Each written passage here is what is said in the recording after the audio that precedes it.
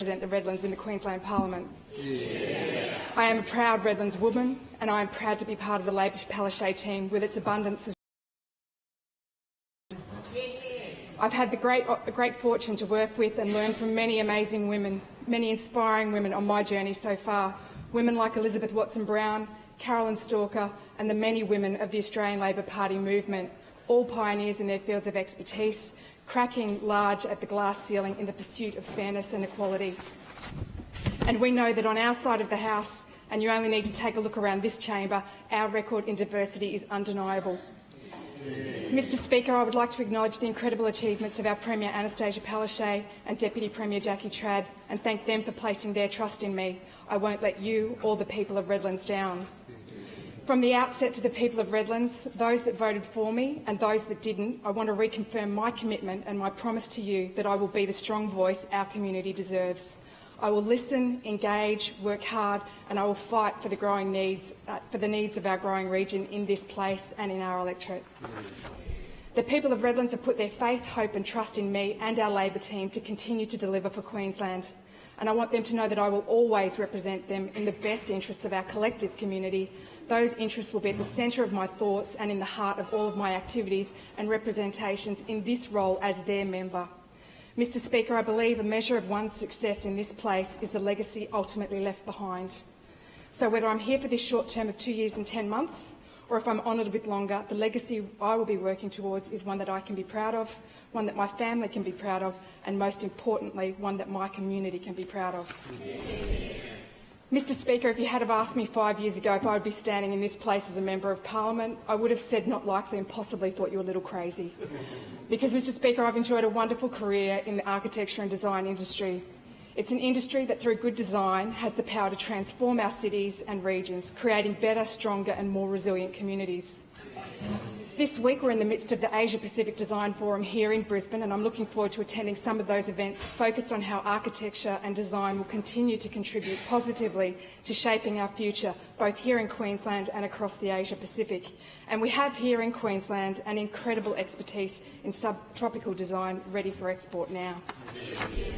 Over the past 2 decades, I've enjoyed working for 2 large architectural practices, driving business operations that have delivered locally, nationally and internationally award-winning projects. Projects like the Brisbane Convention and Exhibition Centre, Townsville's Museum of Tropical Queensland, Winton's Australian Age of Dinosaur Museum, the Kurilpa and Goodwill Bridges, Singapore's Helix Bridge and its Exhibition Centre, the Brisbane Magistrates Courts, the Queensland Gallery of Modern Art, the Sunshine Coast University Hospital, the Gold Coast Aquatic Centre and the Anna Meares Velodrome for the Commonwealth Games, to name just a few. And when I finished up at the end of last year, projects underway included the rebuild of the Waltzing Matilda Museum that burnt down in a fire, the National Maritime Museum of China in Tianjin, and the Townsville Stadium, which will be home to your favourite team, the North Queensland Cowboys. All transformative projects for their regions, projects and planning that promote, connect and deliver on economic development for their communities. So, Mr Speaker, I've been asked why would you put yourself forward and why would you want to be a politician? Well, Mr Speaker, for me, the era of the Newman LNP government delivered that answer. For me, it was a government that lacked transparency, accountability, and it was not a government for the people. It was the experience of that government that made it apparent to me, and apparent to many Queenslanders, that if you want to see good government, then you've got to get involved. You've got to be part of the conversation. You've got to be part of the debate. You can't just sit back and lament the unjust. Not only was there an appalling level of public and frontline service personnel let go during that period, but there was an absolutely chaotic approach to decisions surrounding the drivers of Queensland business and economy. It was extraordinary. I witnessed major projects, including for the regions, simply stop, put on the shelf. I recall one project in particular where investment from all 3 levels of government had been secured, and we in this place know how difficult that is. Significant dollars, and with the stroke of a pen, were shelved, pushing the flush button on millions in taxpayer and ratepayer dollars that had already been expended. Mr Speaker, it was this experiencing what bad government was, that motivated me to stand up and ensure that I played my part in seeing good government prevail. So, Mr Speaker, that's the why, that's my motivation, to ensure that good, fair government prevails. And again, I feel honoured to have been given the opportunity by the people of Redlands to be part of what has been good, stable government under the Labor-Palaszczuk team. Mr Speaker, Redlands has the most vibrant community heart. My community is a collective of generous and kind-hearted people, and I speak for them when I say that we are optimistic about our future and the potential that we offer. Before the campaign, during the campaign and since election, I have been blessed with the opportunity to engage with so many fabulous and dedicated people and organisations. Redlands is the home to generous community groups, service groups, sporting clubs and volunteer organisations. We have a thriving and thumping heart. Our environment is spectacular. We are a hidden gem that has for some time flown under the radar. We have pristine wetlands, beaches and a stunning natural environment. Our region has the largest coastal fringe of any Queensland local government area, and it is a region that is in part remote and complex, but in whole, unique and beautiful. Redlands, once referred to as the salad bowl of South East Queensland with its fertile red soil, today is a region that is rapidly urbanising. The suburbs of Thornlands, Victoria Point and Redland Bay fringe the Moreton Bay coastline, and they are the gateway to the southern Moreton Bay islands of Macleay, Russell, Lamb, Carragara and Coochie-Mudlow Island. Like other regions, and as spectacular as we are not without our challenges. Our mainland has continued to grapple with change from rural farmlands and shire thinking to a region that is urbanising and has become more city in its thinking. It's fair to say that over the past decade we have been challenged in planning well and managing our growth. And that's why it's disappointing that Malcolm Turnbull and the federal government continues to let Queenslanders down. Not supporting key infrastructure projects like the Cross River Rail just means there's less money in the pot for regions like the Redlands. Traffic congestion and transport are key challenges in the Redlands, road infrastructure keeping pace with new developments, and about 70% of our employed community leave the city bounds daily for work. Our rate of growth over the past 10 years has been greater than the Queensland average of 1.9% at 2.6%. It really speaks to our growing pains. The Redlands Hospital services our community well, but it too is feeling the pressure of growth.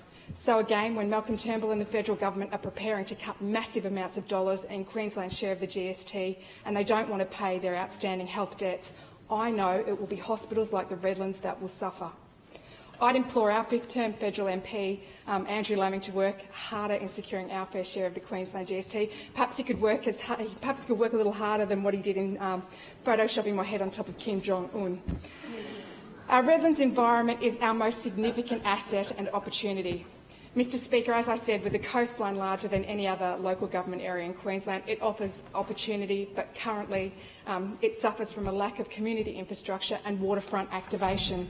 When you look up and down the coast, Cairns has its Esplanade, Townsville has its Strand, Yeppoon has its new foreshore underway, Redcliffe, Wynnum, Manly, the Broadwater Parklands are all exemplars of celebrating their waterfront environments. Redlands needs more community infrastructure, and Wynam Creek in Redland Bay certainly offers that potential. What could be a spectacular gateway to our Redlands coast and its island gems currently looks a little bit like a used car parking lot. We can and we must do better to ensure that Redlands is a destination on everybody's list.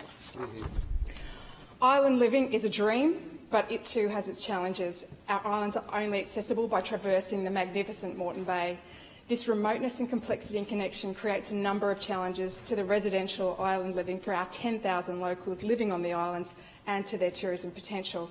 Ferries, barges, boat ramps, entry and exit points and access to services, all challenges in an island's context. Last week I had the chance to check out the new autonomous vehicles being trialled in Cleveland. These are currently being used in cities around the world like Singapore and the Marina Bay. These shifts in technologies are opportunities for the Redlands. They provide remote locations with the chance to think differently about how transport and service problems can be solved with technological advancement. Mr Speaker, without wanting to sound too repetitive, I just want to make sure my message is clear. Redlands presents an enormous opportunity to the broader South East Queensland, particularly with our state's focus on tourism as a key pillar of the economy. Moreton Bay and its islands are the heart of Quandamooka country, comprised of offshore reefs, internationally significant wetlands, seagrass meadows, sandy beaches. These make our region a haven for wildlife and a haven for people. Our bay and its islands hold significant importance in Queensland's history, and we love our annual celebration of Matthew Flinders landing on Coochie. Mr Speaker, we present Queensland's most significant cultural and ecotourism potential. We are less than 30 minutes from Brisbane's airport and the Port of Brisbane. Mr Speaker, we are an authentic Queensland tourism potential. We can play our part in servicing the additional 1.4 million tourists that Brisbane is expecting by 2022 with the completion of Queen's Wharf, which we know is set to transform the Brisbane CBD, and to augment those arriving on the back of the success of the Commonwealth Games, which we know is only 11 short sleeps away. Mr Speaker, our local economy is currently underpinned by construction, teachers, retailers and hospitality as the top 4 industries of employment.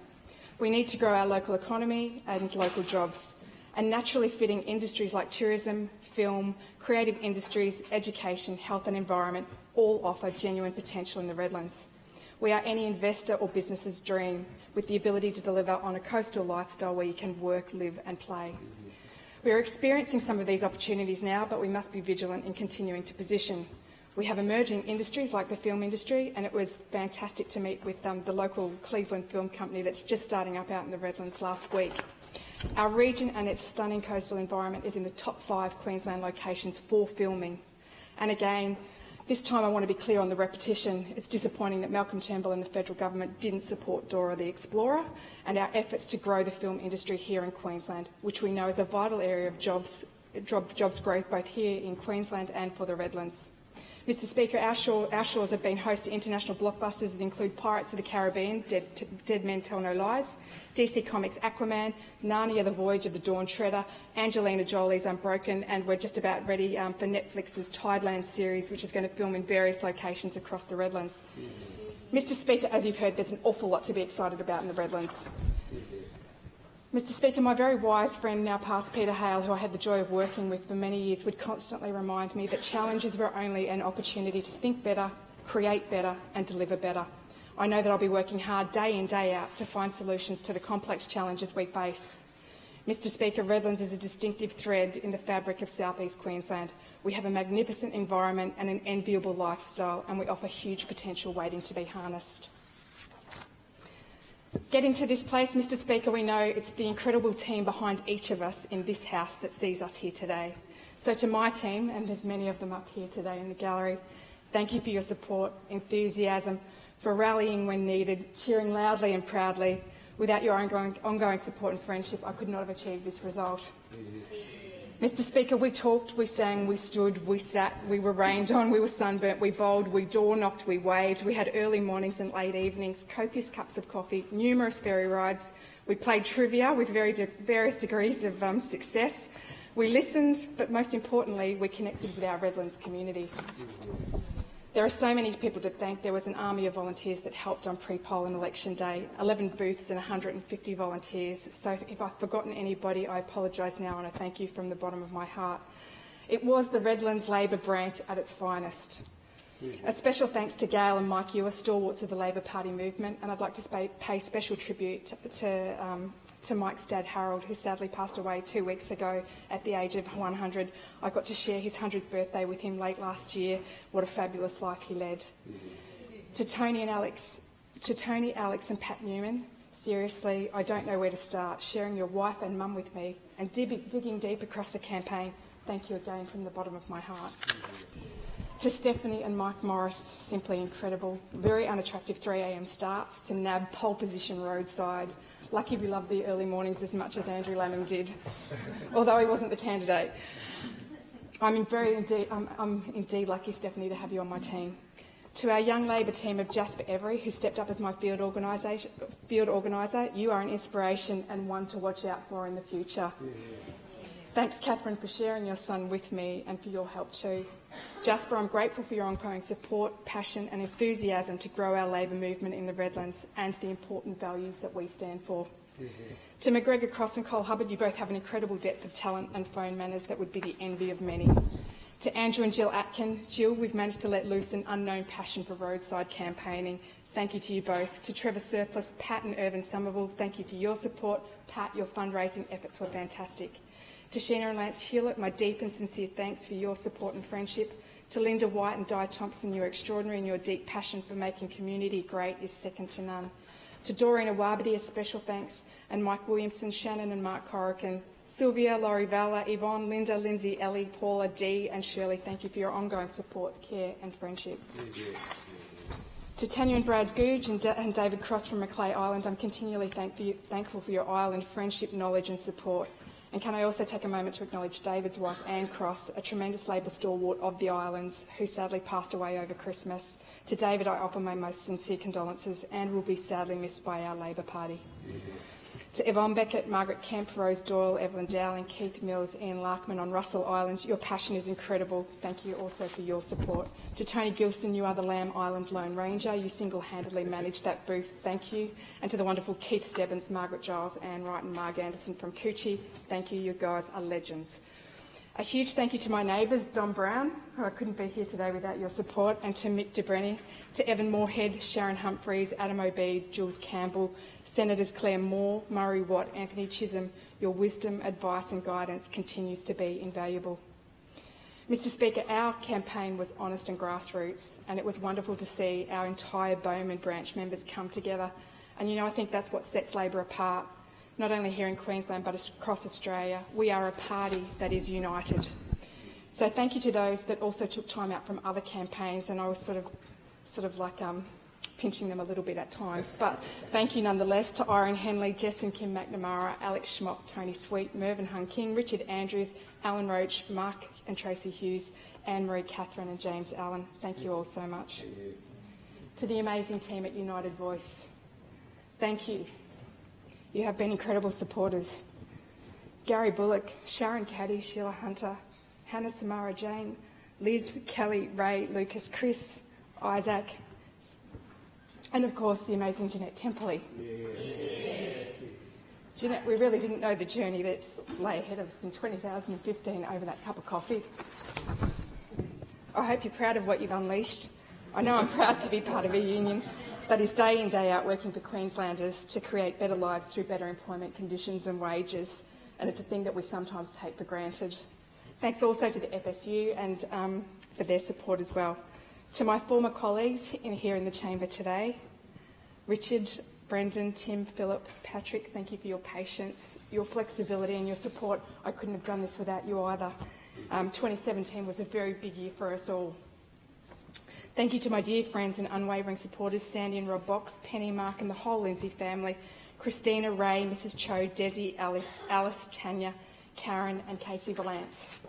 And a special shout out to Eskimo the Samoyed, our office dog. He was indeed a big hit wherever he went in his big bright red t-shirt. As everyone in this house knows, the support and love of your family is essential. So to my mum Lynn, watching from home, to my son Luke and my partner Shane, words don't express how thankful I am for your love and support as I continue to take you all on this sometimes crazy journey, but exciting nonetheless.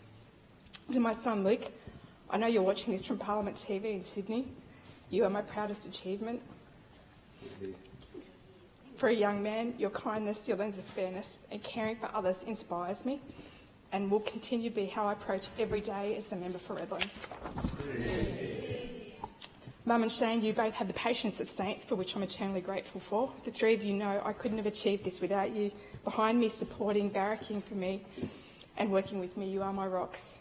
To my sister Rachel, nieces Jessica and Jodie up in Cairns, thank you. Your support was great. My sister is like me, she loved to have a chat and she was great on the phone, so thank you. To my extended family in Melbourne, thank you for their long distance cheering as well.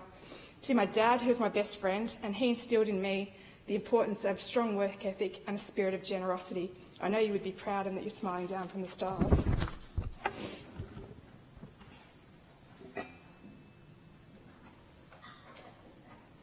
Last, and by no means least, my most heartfelt and deepest thanks to my friend and mentor, my campaign manager Meredith Newman.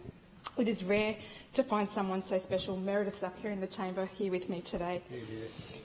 To find someone so special, someone who cares so deeply, someone that selflessly invests in getting the best for others, you and your family hold a special place in my heart. Mr Speaker, Meredith took 3 months long service leave to manage my campaign. Sheer dedication and a belief in me. Meredith was there with me every step of the way. She was there lifting me up when I was low, guiding me when I was unsure, and celebrating with me on the highs. All my love, Meredith, thank you. And finally, to finish where I started, thank you again to the people of Redlands for your faith and trust in me. I promise I won't let you down. Together, we are going to continue to forge a strong community and work together to leave an amazing legacy for our children and for future generations in Queensland. Thank you.